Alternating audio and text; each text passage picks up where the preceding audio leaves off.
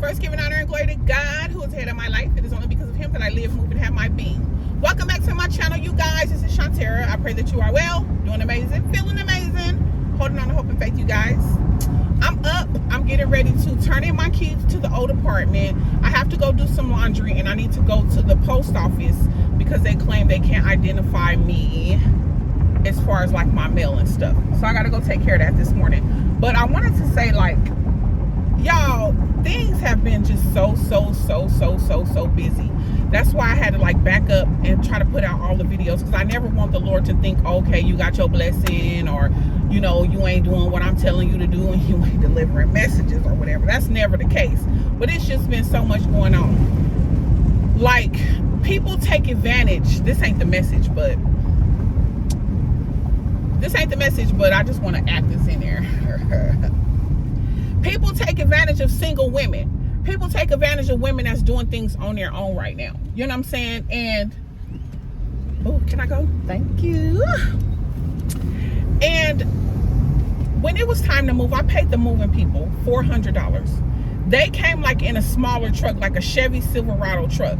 So he did two trips. And the last trip was just like 5 things left over, like my small deep freezer, like the small size deep freezer that I had got off of Amazon, and my headboard, my black tufted headboard, and the rails to the bed in a big plastic tote with paperwork and stuff in there. We went and got that last night. And so after moving the 2 loads, he was like, I can't go back. I have an appointment at Home Depot. You know, I can't. And I'm just like, really? The reason why I had to pay you is because I don't have nobody here. It's just literally me and my kids. You know what I'm saying? And so I'm just like, people take advantage. You know what I'm saying? Like, when it's time to go get my car, anything with my car, they overcharging, they overpricing. You know, you see I'm a single woman. You see I'm here by myself. You know what I'm saying? Like, and even like when it's time to go get the boys a haircut, like, you charge me $40. They charge $4. See you coming in, oh, it's $40. It's $40 for a haircut for these little boys.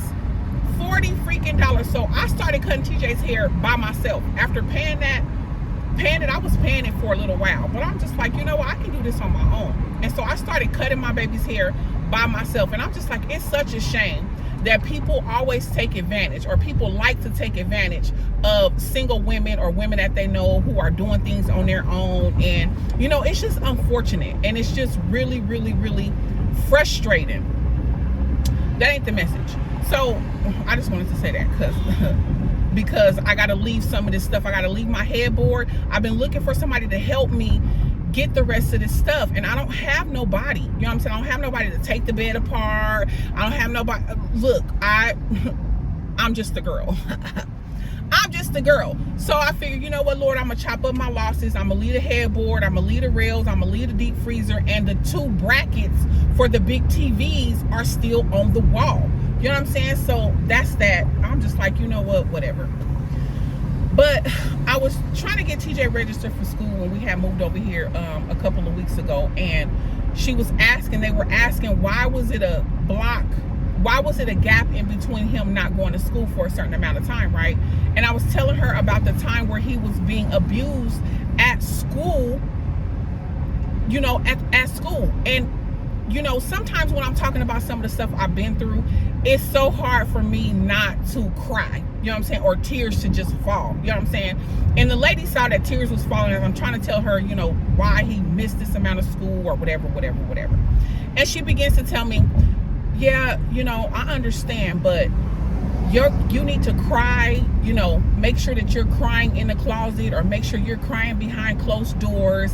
And, you know, when you stand in front of your kids, you know, they need to see your strength. They need to see mama's strength. They don't need to see tears. They don't need to see you crying.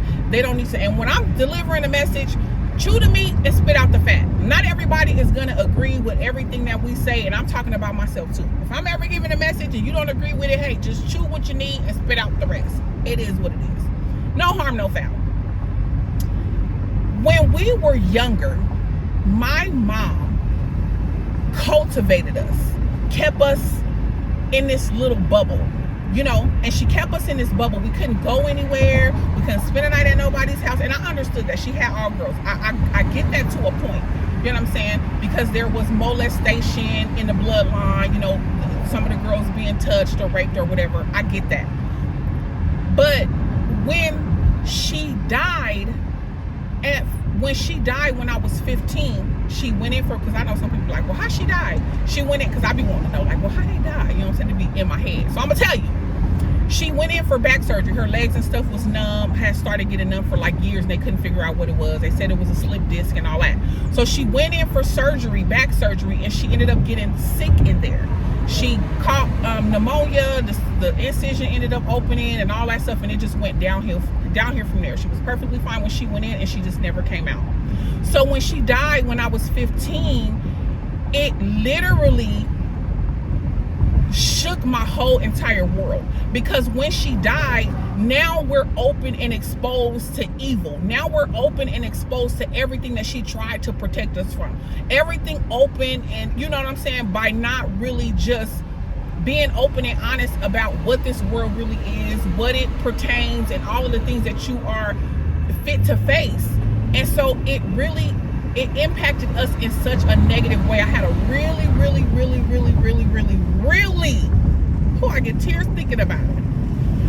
Really hard time after she passed away, because now I'm faced with all of this evil. Now I'm faced with, you know, different things I'm seeing in the family, and, you know, people that's supposed to love me, care for me, you know, treating me like a dog, you know, and that's my truth. And when she was saying that stuff, I'm just like, I was just letting her talk, because I'm like, I totally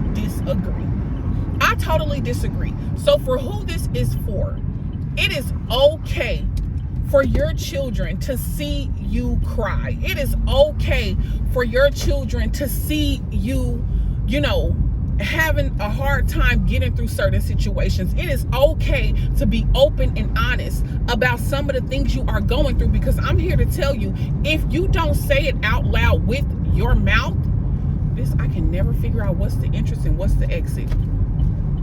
If you don't never open your mouth and say anything, I'm here to tell you that energy speaks before you can even say anything. The energy is going to tell it, you know, and I just believe that the strength that these kids will see, and the strength that these young adults will see, is they will see you persevering. The strength is in you continuing to move forward despite what life has thrown at you. The strength that they will see is you continuing to move after being kicked and left for dead. That is the strength. That is the courage. That is the determination that these kids will see. It is okay to be open and honest about what you are going through. There's been times where I've had to apologize to my kids for overreacting after leaving my marriage, and, you know, just being in a place to where I just felt like I couldn't get up. I couldn't get out of bed, where I had to be honest with my kids, like, I'm going through so much, you know what I'm saying? I'm very, very depressed. I can't get out of bed. I need you guys to help me more around the house.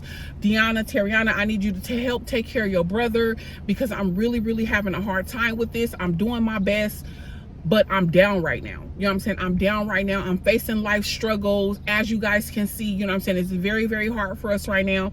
And I just need you guys to help me out. You know what I'm saying? Or I apologize for flying off the handle. I'm dealing with so much stuff. I'm dealing with life. Everything is on my shoulders. You know what I'm saying? Now that I'm a single, you know, mom, back then I was telling them, now that I'm a single mom, I'm doing all of this on my own, and it's weighing heavy on me, and I'm just having a hard time. So I apologize. I apologize for flying off the handle. I apologize for yelling like a psycho. You know what I'm saying?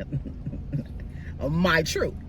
I apologize for yelling like a psycho. You know what I'm saying? And, you know, there is no manual to parenthood. So you can choose not to tell your kids, or you can, because some people believe you shouldn't put your kids in it. You know, you should let kids be kids or whatever, but they're already in the situation. They're already experiencing the energy. They're already experiencing the emotions. And when I was a daycare teacher, we would teach the kids about emotions: happy, sad, angry, scared. You know what I'm saying? All of these emotions that even kids feel. So it really doesn't do them any justice to try to hide that from them, or, you know, They need to know. You need to know what it is to feel scared, how it feels scared.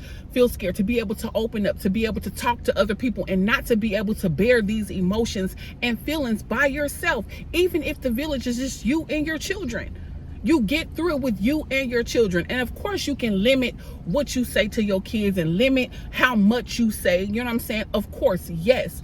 But it is okay for your kids to see you cry. It is okay for your kids to see you trying to get through life. It is okay for your kids to see you, depressed. If that's a situation that you're going through, it is okay for your kids to see you down and out. It is okay, because the strength is seeing you get back up.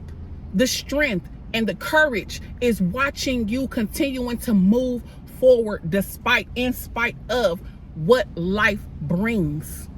Those are the tools that they need to see, no matter what, because when they get older and as they grow up, their life is going to deliver them hands and blows that they ain't going to understand.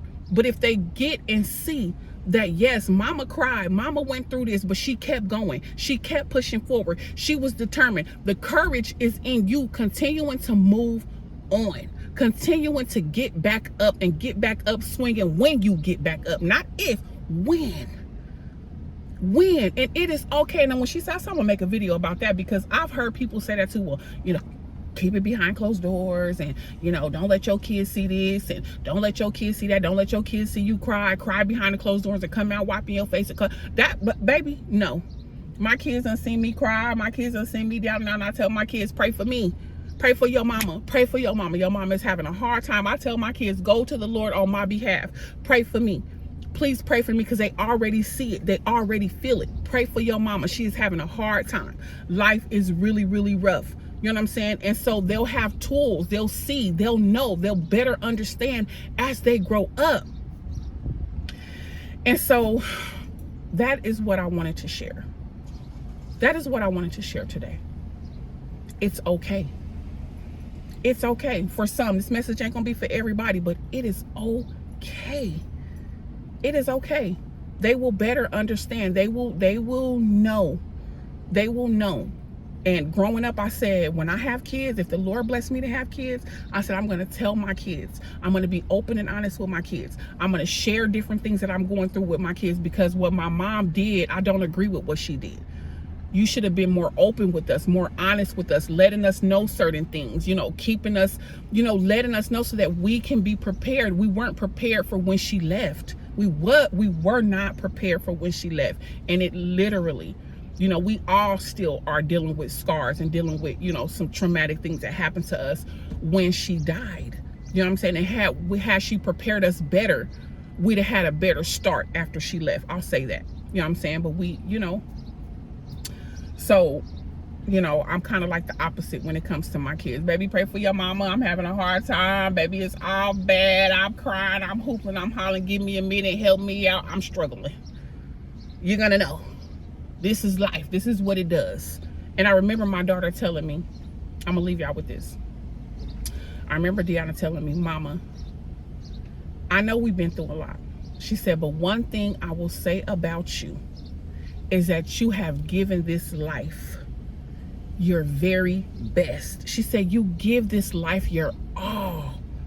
She said, you give this life your all. You put your all into the marriage that you were in. You put your all into every relationship. You put your all into your kids. She said, you give your very best every single time. All of my life, I've always seen you give your best.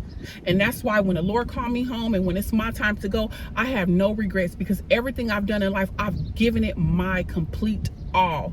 I fight with everything that I have to fight with. When I'm down, I'm down. But when I get up, I get up, and I get up, and I get up swinging, and I continue to move forward. Continue to move forward with courage, with power, with endurance, with hope, and with faith. And those are the things that I want to instill in my children. Glory be to God, you guys. We are still Isaiah 25 for the rest of 25. And until the next time, inspire, be inspired. I love you guys. God bless you. Good day.